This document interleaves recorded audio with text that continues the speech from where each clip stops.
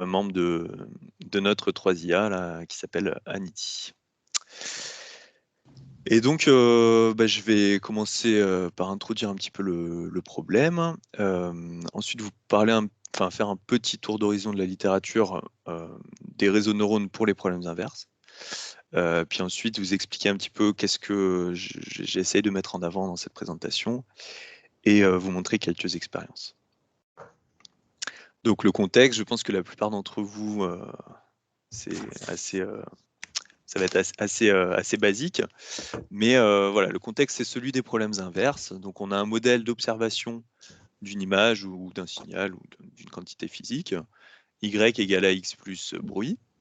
Donc mon terme de n c'est du bruit, qu'on suppose ici additif, même si ça pourrait être autre chose.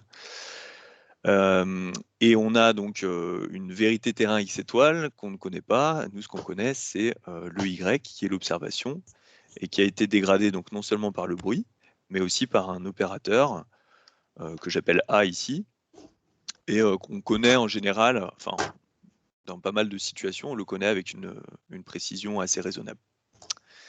Et donc, ce qu'on appelle le problème inverse, c'est retrouver x étant donné y. Donc on peut voir ça comme un problème d'optimisation, ce qu'on appelle souvent la formulation variationnelle, où on minimise un terme d'attache aux données. Ici j'ai mis un moindre carré, mais on pourrait prendre autre chose. Et une régularisation, que j'ai noté ici phi de x, et qui est contrôlée par un paramètre, un scalaire positif lambda, qui va régler la force de cette régularisation. Donc des exemples de problèmes comme celui-ci, hein, c'est par exemple l'inpainting, lorsque A est simplement un masque, le défloutage ou deblurring, quand A est Toplitz, quand A est diagonalisable en Fourier. La tomographie aussi, quand A va calculer des projections radiales, et que du coup le problème inverse dit de tomographie, c'est la reconstruction d'un volume étant donné ces projections. Le compress sensing, c'est un exemple où finalement, A n'a pas forcément de forme claire. Par contre, elle satisfait des contraintes, par exemple, de quasi-orthogonalité comme la RIP. Et bien sûr, vous avez plein d'autres problèmes, hein. Enfin, le A, il va être dépendant du capteur, de la modalité d'acquisition, etc.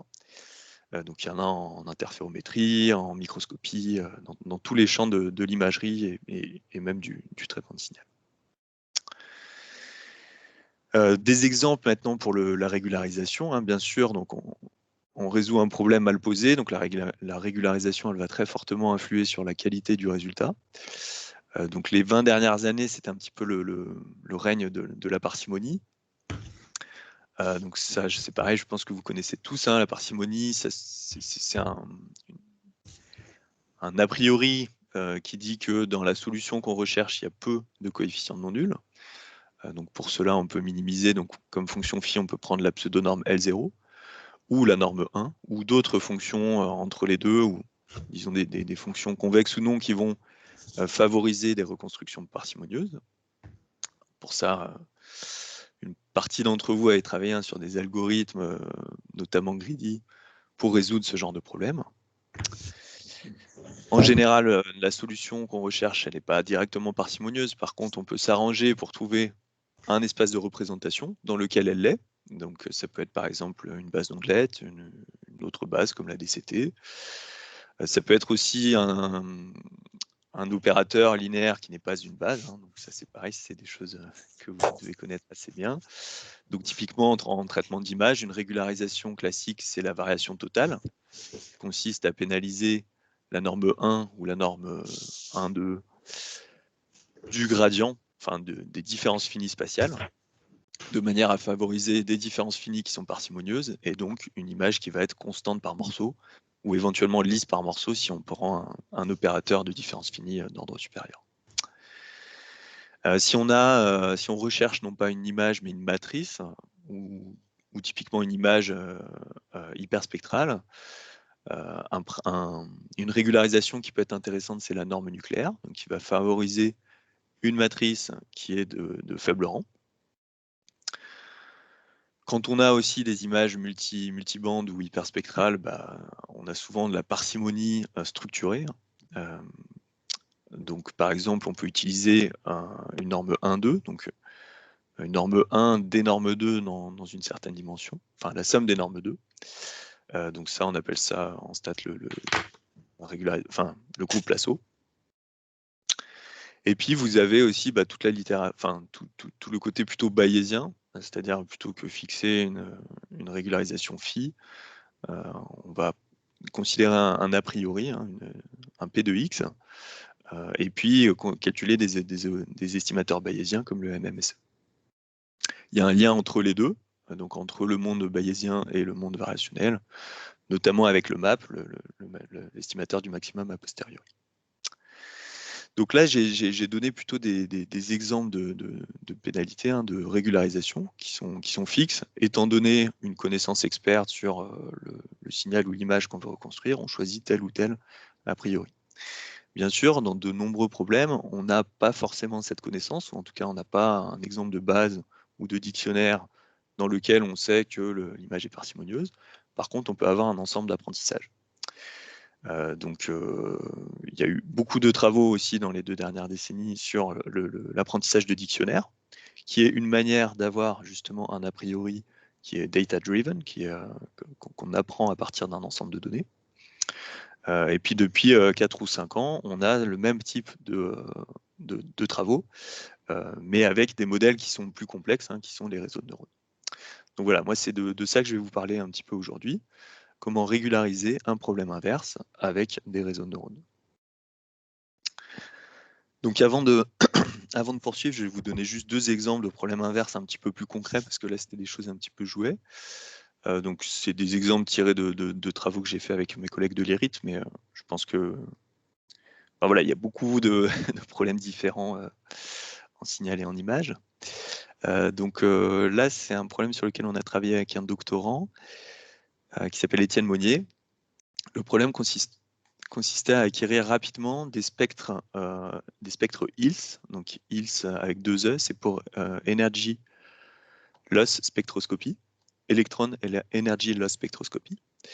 Donc c'est des spectres qui ressemblent à ce que vous voyez en bas, hein. Donc des spectres de perte de charge. En abscisse, on a une perte de charge en électron-volt.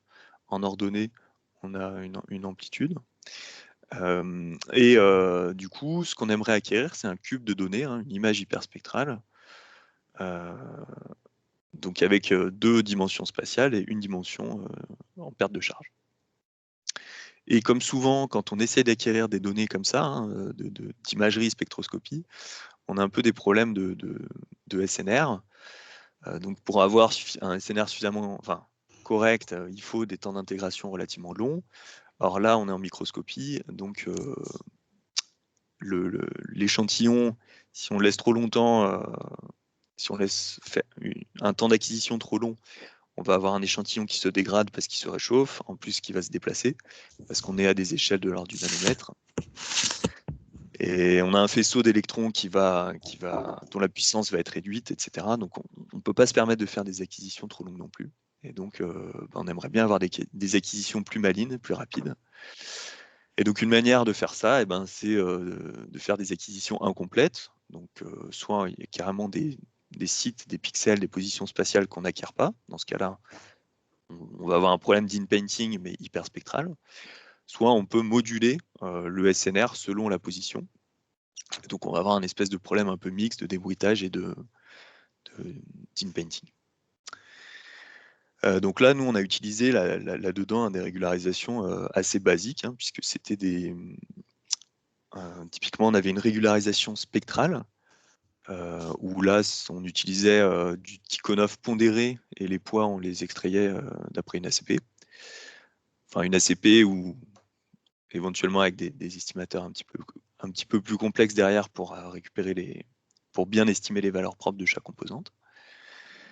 Et on avait une régularisation spatiale. Là, typiquement, hein, quand on voit ce type d'image qui est très périodique, très régulière, on peut penser à de la parcimonie dans des bases type DCT.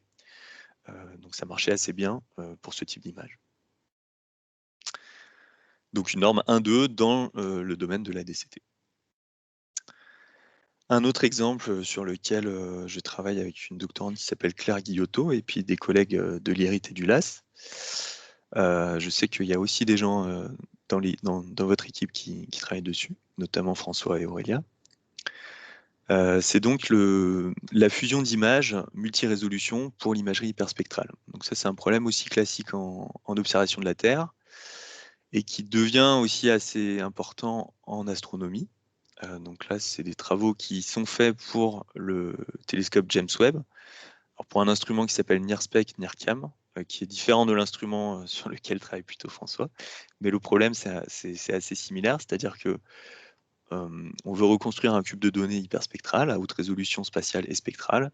On a un couple d'images, donc une vraie image, hein, qu'on peut appeler multispectrale, qui contient quelques channels, quelques bandes, qui sont plutôt des canaux large bande. Hein. À droite, vous avez typiquement la plage de longueur d'onde qui sont associées au filtre pour l'instrument NIRCam du James Webb. Donc vous voyez que c'est des intégrations plutôt assez longues. Donc une image à 5 ou 10 bandes avec une bonne résolution spatiale. Et puis on a aussi des spectres. Donc ça, c'est ce qui est en bas, hein, c'est-à-dire donc ça fait aussi une image, mais où chaque pixel, ça va être un spectre de plusieurs milliers de bandes spectrales qui parcourent donc ici l'optique et le proche infrarouge. Mais par contre, la résolution spatiale, hein, de ces données, elle est très mauvaise. Et donc, ce problème inverse consiste à combiner ces deux observations pour reconstruire un cube à haute résolution spatiale et spectrale. Et donc là, on a aussi utilisé donc, une formulation problème inverse avec des régularisations qui sont relativement classiques, puisqu'en fait, ici, l'ACP nous a même permis, bon, en tout cas sur nos simulations, parce qu'on n'a pas encore les données, de ne pas régulariser spectralement, pourvu la régularisation elle est implicite, c'est-à-dire qu'on recherche la solution dans un sous-espace donné par l'ACP. Et spatialement, on utilise des régularisations assez classiques, donc typiquement de la parcimonie, des dictionnaires. Et éventuellement, on peut se servir aussi de l'image multi, typiquement pour apprendre un dictionnaire pour régulariser l'image hyperspectrale. Puisque là, on a une information haute résolution spatiale qui est donnée par l'image multispectrale. Voilà, je ne vous mets pas d'équation ou de modèle, hein, mais c'était juste pour donner deux exemples concrets qui sont un petit peu plus réalistes que l'inpainting ou le défloutage simple, enfin un petit peu plus complexe. Et maintenant, je vais passer à un petit aperçu de l'état de l'art. Alors, ça va être assez rapide. N'hésitez pas à m'interrompre. Hein. En plus, je ne vous vois pas sur la bande, je vois que mon écran. Donc voilà, n'hésitez pas à m'interrompre si vous avez des questions. Ça ne me dérange pas du tout. Donc voilà, comment on peut utiliser des réseaux de neurones pour résoudre des problèmes inverses. Je vais commencer par le plus simple, ce qui a été proposé peut-être en premier, en 2014-2015, c'est d'utiliser des réseaux pour faire de la régression. C'est-à-dire qu'on donne le Y, sur un ensemble d'apprentissage, on donne des couples X, Y, et on apprend un réseau de neurones à calculer le X d'après le Y.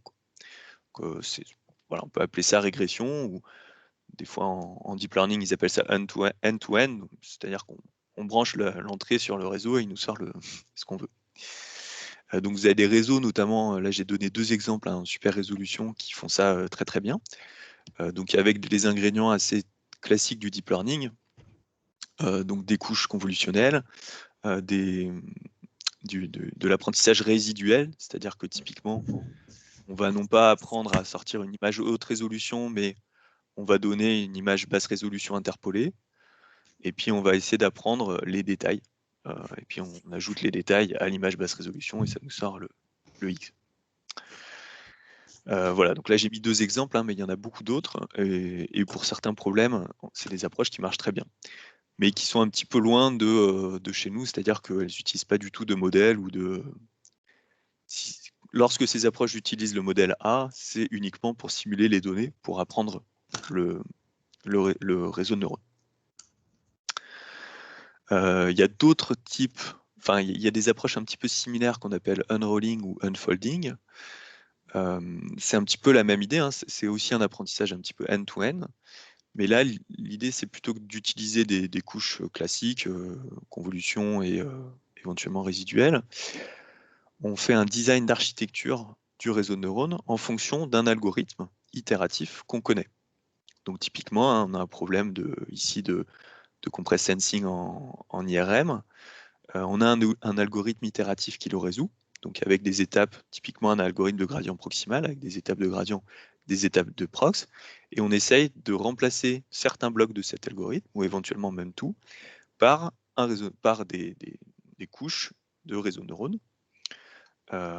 Et puis on répète ces blocs, et ça permet donc de voir l'algorithme itératif comme un réseau de neurones, et donc d'apprendre certains paramètres, éventuellement, enfin, on peut donner plus ou moins de on peut se donner plus ou moins de liberté, hein, pour apprendre plus ou moins de paramètres, pour changer ce schéma itératif et essayer de gagner en performance.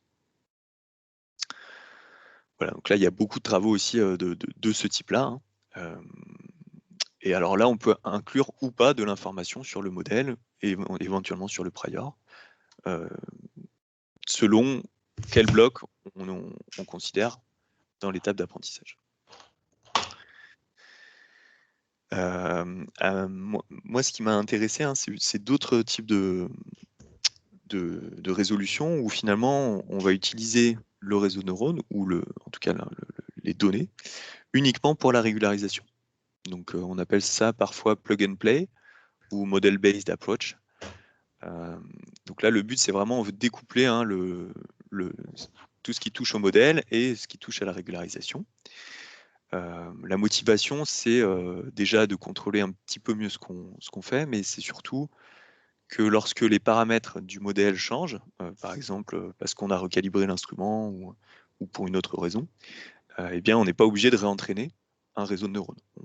On peut continuer d'utiliser le réseau de neurones, on a juste à changer le modèle comme on faisait avec des régularisations simples type parcimonie.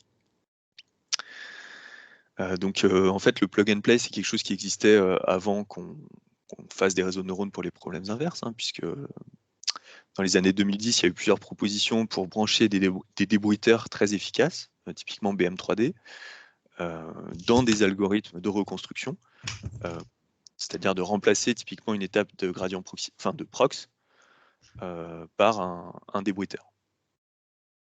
Et donc, il y a eu naturellement des travaux qui ont proposé de faire la même chose avec des réseaux de neurones débruiteurs. Et ça marche très bien, hein. La difficulté, c'est que quand on fait ça, quand on applique un opérateur proximal, il y a le paramètre, l'équivalent du paramètre lambda qui est utilisé pour régler la puissance de la régularisation, hein, qui va apparaître. Quand on a un réseau débruiteur, c'est un petit peu moins facile d'avoir l'équivalent de ce lambda, ce qui fait que régler la force de la régularisation, c'est pas évident. Donc il y a eu beaucoup de travaux là-dessus, hein, notamment il y a eu des travaux qui ont consisté à prendre des réseaux avec différents niveaux de bruit, et essayer d'avoir quand même un paramètre comme ça qui puisse régler cette force de régularisation. Mais d'après ce que j'ai vu, la question n'est pas tout à fait tranchée. Ce dont je vais vous parler, c'est une approche un petit peu similaire, mais légèrement différente, qui consiste à utiliser des réseaux de neurones génératifs, ou en tout cas des modèles génératifs. Donc là, on n'apprend plus un réseau débruiteur, on apprend simplement un réseau qui va apprendre à reproduire des données avec un aspect génératif. Et une fois qu'on a ce réseau, on peut s'en servir vraiment comme prior pour régulariser n'importe quel problème inverse.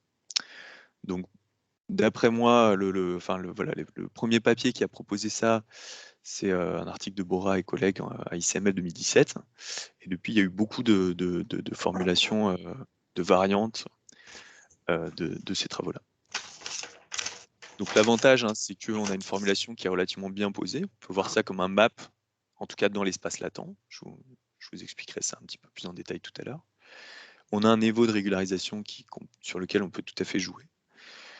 Et puis c'est très générique, hein, c'est-à-dire qu'une fois qu'on a appris ce réseau de neurones génératif, on peut traiter n'importe quel problème inverse. Et donc notamment, on peut s'adapter à l'évolution du modèle A lorsque la calibration, l'instrument change. Ou le modèle de bruit change aussi, hein. On peut changer le terme d'attache aux données sans réapprendre le réseau de neurones. Donc j'ai noté 2 inconvénients ici, hein. C'est que bon, il y a des travaux qui montrent que ces approches-là, elles peuvent être moins bonnes en performance pure que des approches type régression. Et puis il y a un autre inconvénient qui est assez spécifique à cette approche-là de Bora, qui est que en fait, l'approche ne généralise pas très bien. Lorsqu'on a une image qui s'écarte légèrement de l'ensemble de données qu'on a utilisées pour apprendre le réseau de neurones, on a du mal à bien reconstruire l'image. Donc c'est là-dessus que la proposition qu'on a faite, elle va surtout jouer. Voilà. Donc pour vous expliquer un petit peu plus en détail l'approche, je vais commencer par parler un petit peu de réseaux génératifs, et notamment de réseaux qu'on appelle inversibles, qui sont un petit peu à la base de ce qu'on a proposé ensuite. Et ensuite, je vous présenterai donc l'approche qui est très simple, hein, qui est juste une version en analyse de ce qu'avait proposé Bora. Donc un réseau génératif, hein, c'est un réseau de neurones qui permet d'échantillonner selon une distribution cible. Donc on peut voir ça comme ça, hein, on a alors les notations, hein, j'ai essayé de reprendre les notations standards. X, c'est l'image, Z, c'est le code, c'est la représentation latente de l'image. On a un décodeur D qui permet de passer de Z à X, et puis on a un encodeur qui fait l'étape inverse, que j'appelle E. Et donc un modèle génératif, c'est celui-là, hein, Z suit une certaine loi qu'on peut voir comme un prior. C'est pas forcément un terme qu'on utilise, mais typiquement c'est une loi simple, typiquement une loi normale. Et puis on essaye d'inférer Pθ, et on essaye que le X, enfin oui, le X, ça soit le décodeur paramétré par θ du Z. Éventuellement avec un peu de bruit. Donc ce qu'on aimerait faire, si on reste dans le cadre du maximum de vraisemblance, enfin, le cadre classique, c'est d'optimiser la vraisemblance, mais qui est en général incalculable, enfin, qu'on ne sait pas optimiser. Et donc pour ça, il y a une solution qui a eu beaucoup de succès ces 6 dernières années, qui sont les VAE, pour Variational Autoencoder. Donc je vais aller vite sur les dérivations, mais le VAE, ça consiste simplement à utiliser l'inférence variationnelle pour ce problème particulier. Donc ça consiste, au lieu d'optimiser le Pθ de x, à optimiser une borne qu'on appelle ELBO, ou VLB pour Evidence Lower Bound ou Variational Lower Bound, et qui consiste en fait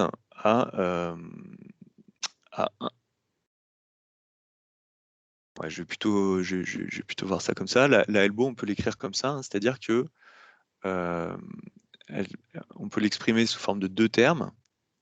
Un terme Pθ de x sachant z, qui est en fait juste une erreur de reconstruction. Donc avec le modèle gaussien que je vous ai donné tout à l'heure, c'est simplement un moindre carré. Mais bon, on pourrait prendre un autre terme d'attache aux données. Et puis on a un terme qui est en fait une régularisation et qui est une distance, enfin qui s'écrit comme une distance de Kullback-Leibler entre la distribution variationnelle QFI de z sachant x et le prior, hein, le P de z. Donc quand PE de z est gaussien et QFI aussi, c'est le choix standard, hein, ce DKL, il s'exprime de manière très simple. Et pour faire ça simplement avec un réseau neurone, on a ce qu'on appelle le reparametrization trick, c'est-à-dire que le QFI, on va supposer que c'est une loi normale paramétrée par un vecteur mu de x et un vecteur sigma de x qui sont donnés par la sortie de l'encodeur. Voilà, mu et phi sont paramétrisés par l'encodeur E. En plus, on suppose qu'il n'y a pas de corrélation entre les différents channels, enfin les différentes composantes de X.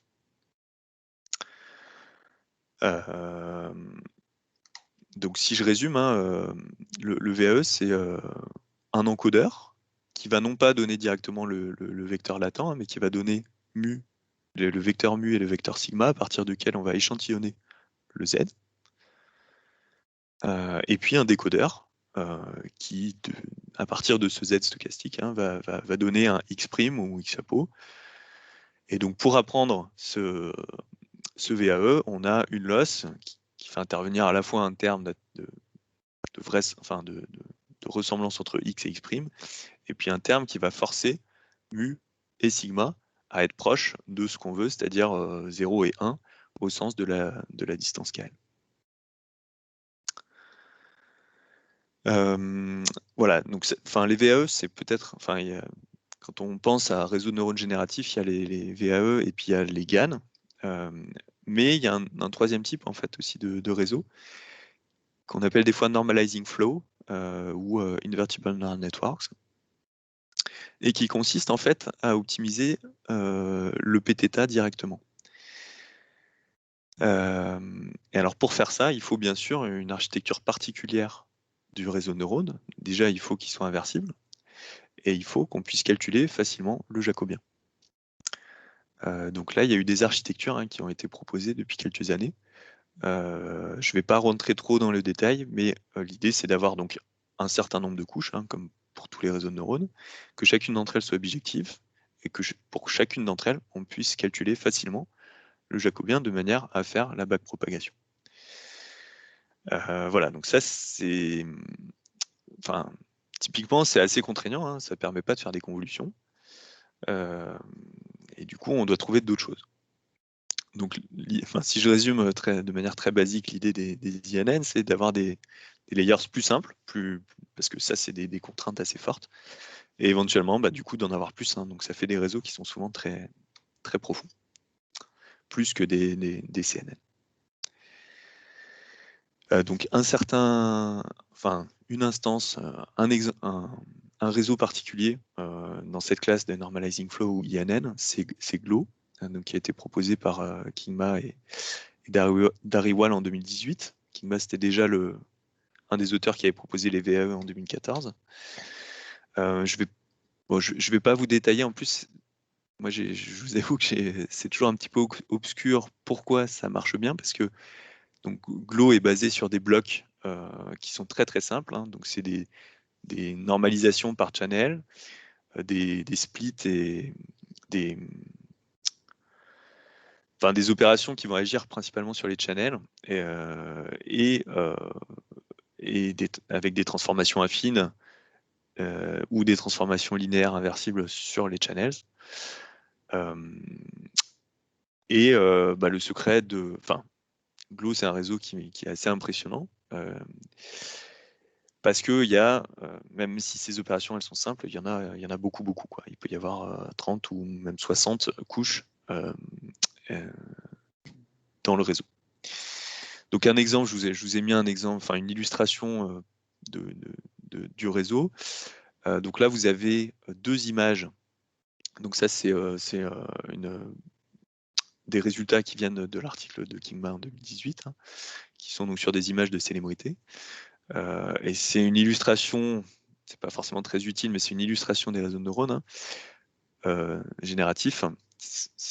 Quand on a un bon réseau de neurones génératif, ça permet d'échantillonner, ça permet aussi d'interpoler dans l'espace latent. Donc là, typiquement, on a deux vraies images de célébrités, à gauche et à droite.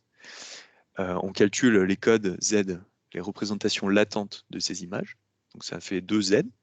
Et en faisant une interpolation dans l'espace latent, si l'espace latent est bien structuré, eh bien, ça permet de faire typiquement un morphing entre ces deux images. Donc là, c'est ce que vous voyez ici. Donc on a un morphing relativement continu entre ces deux personnages ces deux acteurs qui se ressemblaient pas spécialement au départ. Et chacune de ces images est relativement réaliste. C'est ça qui est assez impressionnant. Maintenant, voilà.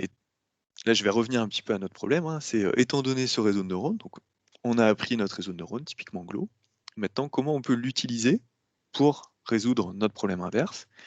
Eh bien, ce qu'a proposé Borin en 2017, et puis qui a été repris notamment avec GLOW en 2020 par Azim et collègues, c'est simplement de faire la résolution du réseau de neurones dans l'espace latent, c'est-à-dire qu'on cherche le Z tel que...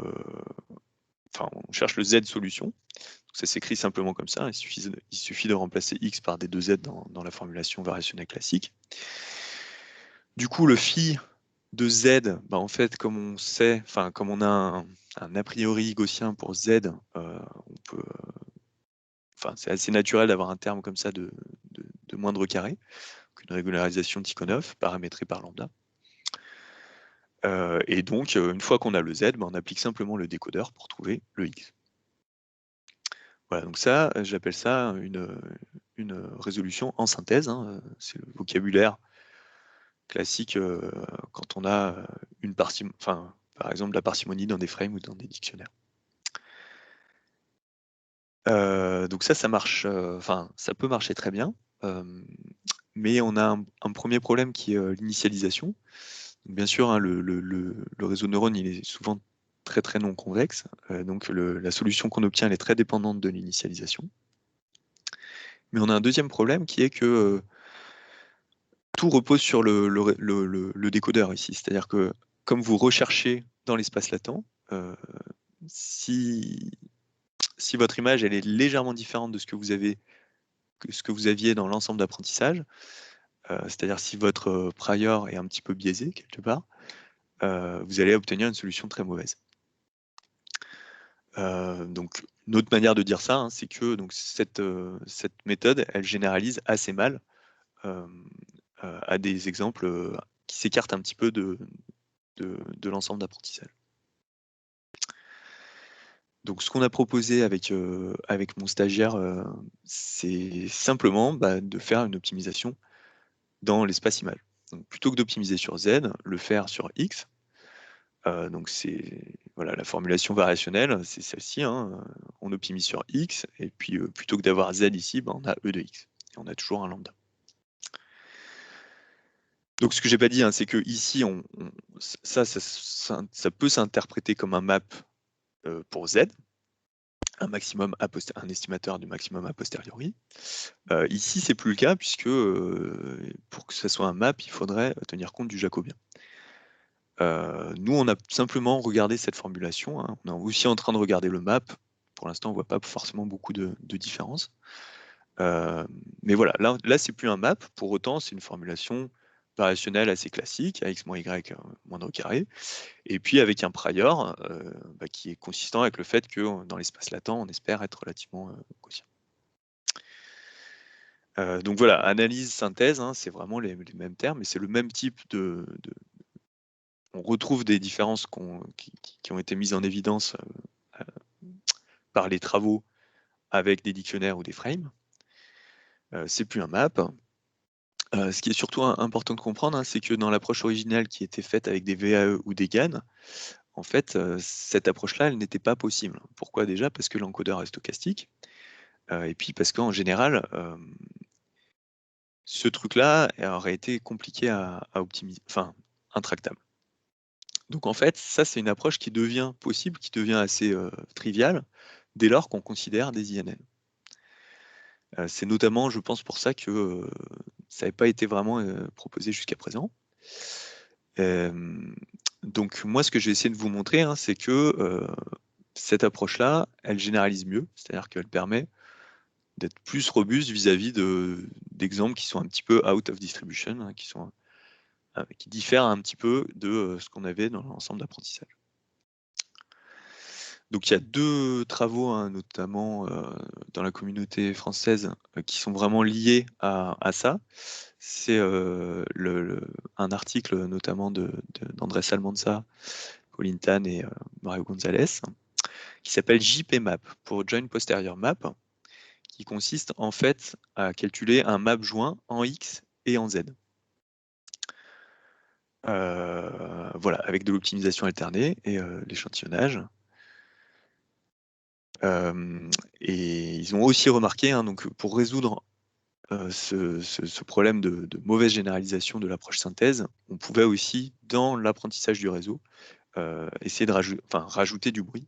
Ça améliorait un petit peu ça limitait un petit peu ce truc-là. Donc là, ils ont travaillé, hein, avec des VAE.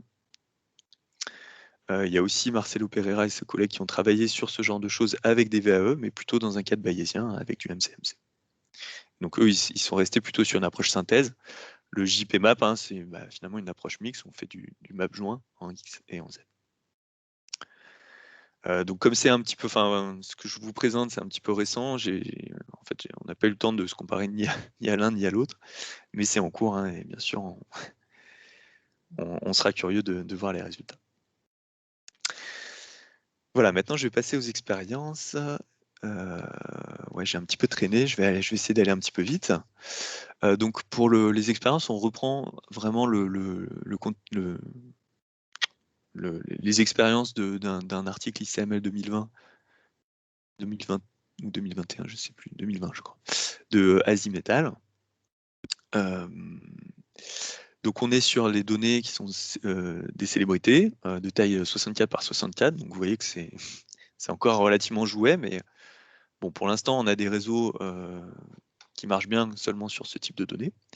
On utilise le réseau Clos avec donc 32 blocs de flow qu'on a appris avec Adam. Pour le réglage de l'hyperparamètre lambda, on l'a fait manuellement. Et l'initialisation, quand on considère l'approche en Z, donc l'approche synthèse, on initialise à 0 et en analyse, on initialise à D de 0, de manière à avoir quelque chose d'assez fair. On aurait pu initialiser avec une estimation de l'image, hein, ça se fait aussi, mais finalement, comme on a un prior N01, l'initialisation 0 est souvent assez bonne, hein. Ça permet d'éviter de rester dans des minima locaux qui sont vraiment trop mauvais. En tout cas pour l'approche synthèse, c'était un des inconvénients. Et donc je vais vous montrer des résultats sur des problèmes inverses un petit peu jouets. Donc lean painting avec 60% de pixels manquants ou un carré au milieu qui est manquant. Un débruitage avec un filtre uniforme 7 par 7 et de la super résolution avec des facteurs 2 et 4 et des filtres uniformes de taille correspondante. Donc là, on montre l'image réelle, l'image dégradée, enfin simulée. J'ai mis observe, mais c'est plutôt simulé. La solution de l'approche synthèse et notre solution de l'approche analyse. Donc pour le débruitage, on voit que les deux donnent des choses relativement bonnes, mais on a une grosse différence un petit peu sur le visage, mais surtout sur le background. Donc c'est-à-dire que le fond qui est un petit peu la base de données, hein, c'est là-bas, il y a beaucoup d'images, elles sont centrées, donc c'est une base de données relativement homogène. Par contre, finalement, le fond, il est un petit peu variable. Là, notamment, l'image de gauche, elle a un fond un peu bizarre. Vous voyez que l'approche synthèse, comme elle fait une résolution dans l'espace latent, finalement, elle n'arrive pas trop à synthétiser le background. Alors qu'en analyse, bon, le background, il est relativement simple, hein, il est plutôt basse résolution, donc on arrive sans trop de problèmes à l'estimer, même si le prior qu'on utilise n'est pas forcément très bon. Donc là, on voit déjà, hein, dans ces quelques exemples que l'approche en analyse semble un peu meilleure pour généraliser que l'approche synthèse. Après, sur les visages en eux-mêmes, par contre, on ne voit pas énormément de différence, sauf sur le troisième, hein, où la synthèse marche un peu moins bien. On a des petits artefacts. Je ne sais pas si vous les voyez là à l'écran, mais il y a quelques artefacts.